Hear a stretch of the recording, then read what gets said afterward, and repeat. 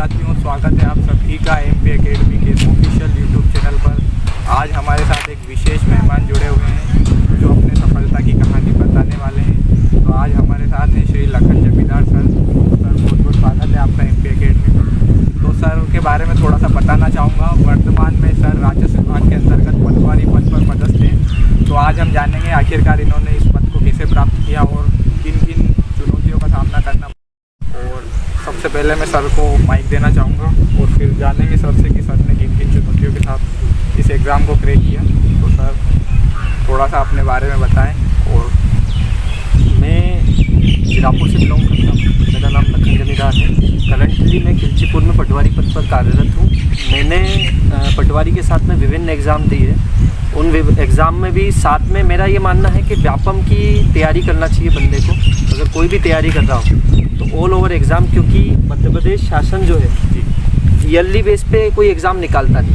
2 साल में 3 साल में कभी कोई एग्ज़ाम निकाली और कभी कोई निकाली, या तो चुनावी दौर में निकलती है या कब निकलती है। तो उस हिसाब से तैयारी आप ऑल ओवर सभी सब्जेक्ट्स की करें या फिर सभी एग्ज़ाम्स की कर लें ताकि प्रॉब्लम ज़्यादा नहीं हो। सर थोड़ा सा ब्रीफ में अपने बारे में बताएं दर्शकों को, आपका स्कूलिंग और एजुकेशन क्वालिफिकेशन। स्कूलिंग मेरी जीरापुर से ही हुई है। महर्षि पब्लिक स्कूल्स में पढ़ा हूँ। उसके बाद में कॉलेज भी मेरा जीरापुर से ही हुआ है। बीएससी मैंने मैथ्स से किया है और एमए भी मैंने उसके बाद जॉब के साथ में भी एमए किया है प्राइवेट।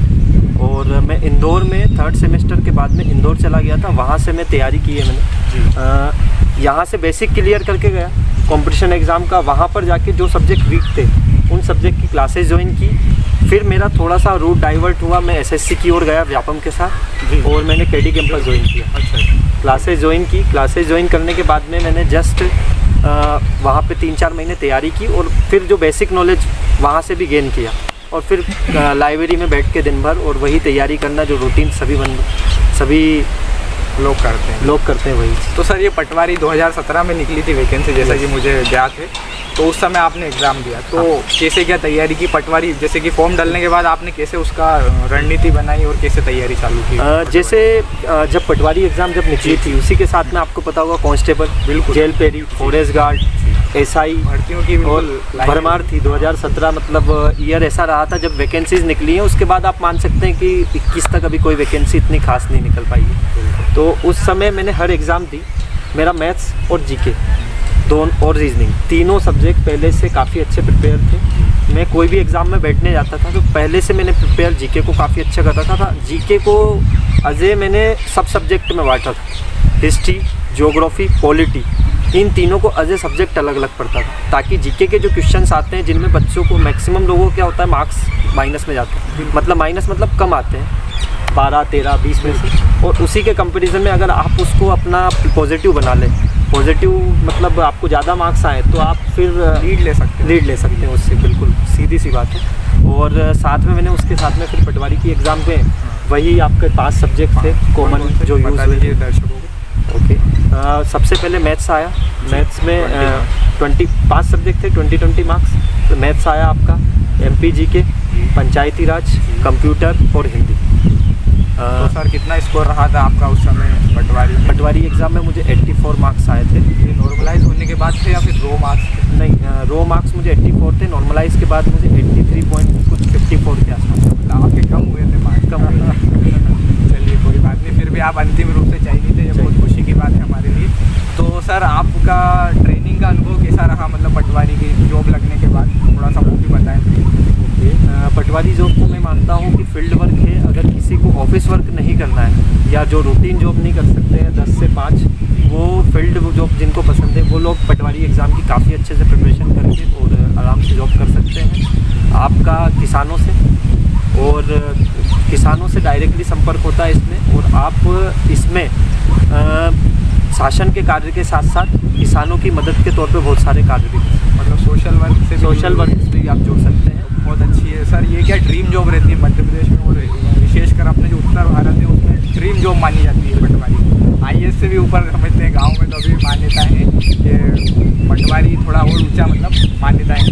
तो सर उसके बाद आपका थोड़ा सा वर्क प्रोफाइल और थोड़ा सा और बताएं, क्योंकि अभी आने वाली है, मैंने सुना है पटवारी के कुछ पद हैं, तो अभी थोड़ा सा बताएं प्रोफाइल के बारे में। पटवारी प्रोफाइल के तौर पे आपको 3 वर्क तो करने होते हैं, जैसे आमंत्रण पटवारी,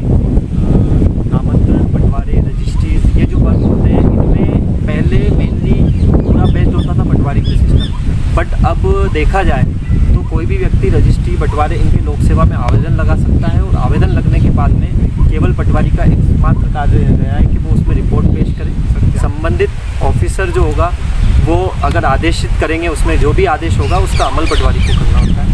और उसके बाद में जो भी कार्य होता है बहुत नॉर्मल तरीके के हैं, सीमांकन करना और ये सब बिल्कुल रूटीन वर्क। और साथ में राजस्व विभाग के कार्यों के साथ में ये सबसे अच्छी चीज़ है कि प्रशासन आज भी पटवारी के ऊपर ही विश्वास करता है। इस तौर पे करता है कि अगर वैक्सीनेशन भी जैसे अभी चल रहा है तो उसमें ड्यूटी लगाई जा रही है। B1 वाचन हुआ, कोई भी अभियान हुआ, छोटे से बड़ा कार्य, उसमें चाहे निरीक्षण अधिकारी बनाया जाए, समन्वय अधिकारी बनाया जाए, पटवारी को ग्राम में उस पोस्ट पर बिठाया जाता है या मल्टीपल काम्स अदर विभाग के काम भी दिए जाते हैं। बहुत अच्छी बात है सर, आपको ये पद मिला। तो सर और आप हमारे जो नए व्यूवर्स हैं और नए जो तैयारी कर रहे हैं उनको आप क्या टिप्स देना चाहेंगे, किस प्रकार से तैयारी करें ताकि जल्दी सफलता मिले?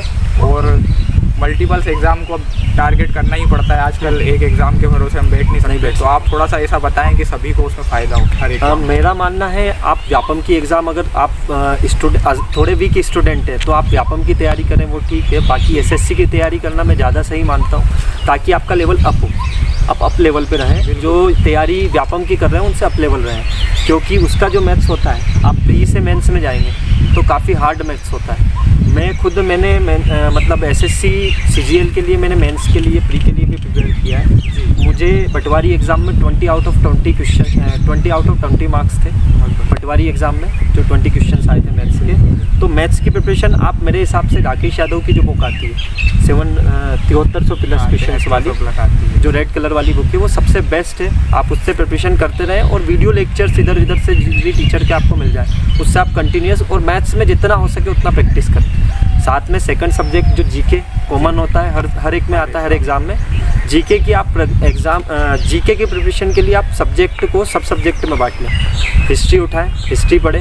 हिस्ट्री का पढ़ने का सबसे सिंपल और लॉजिकल तरीका है आप स्टोरी याद रखें। आपने अगर हिस्ट्री में स्टोरी बना ली और क्रोनोलॉजी जो होती है क्रम अनुसार कि ये राजा के बाद ये आया, इस वंश के बाद ये वाला वंश आया, अगर उस तरीके से आप पढ़ रहे हैं तो आपको पढ़ने में बहुत आसानी होगी।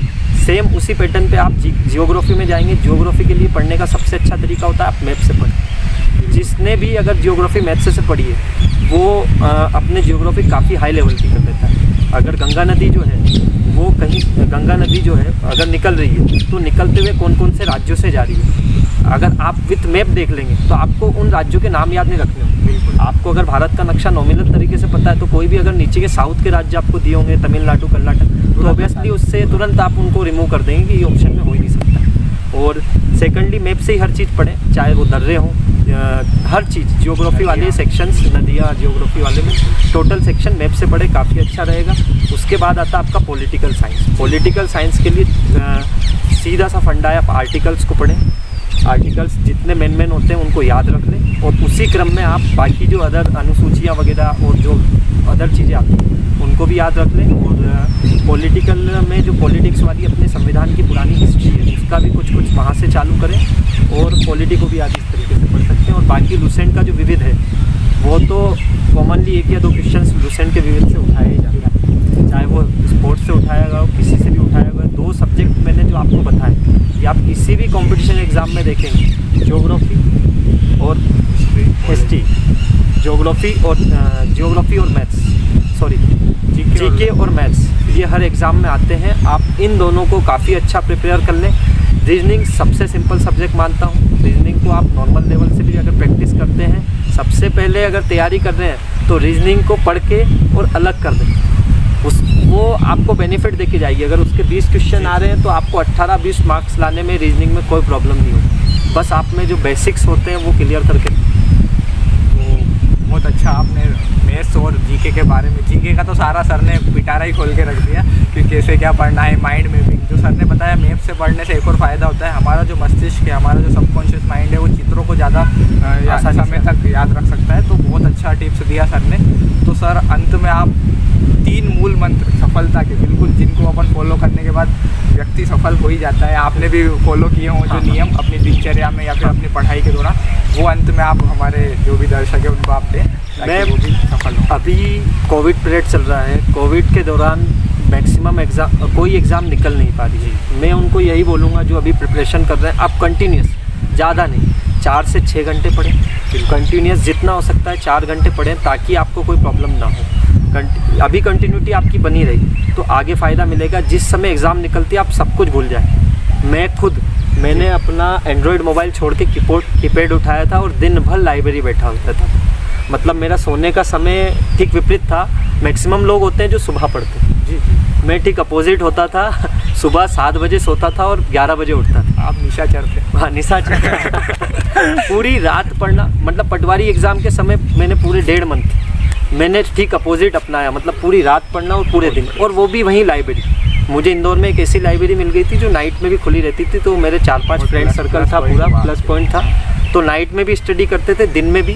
और साथ में मैं इतना सा बोलूँगा आप लोगों को कि पहला मंत्र, अभी कंटिन्यूटी बनाए रखें। आपकी अगर अभी कंटिन्यूटी रही तो आप जो लड़के अभी नहीं पढ़ रहे उनसे लीड ले लेंगे। और सेकेंडरी जब एग्ज़ाम आए, आप जितना हो सकते हैं उतना अपना फुल कॉन्फिडेंस है।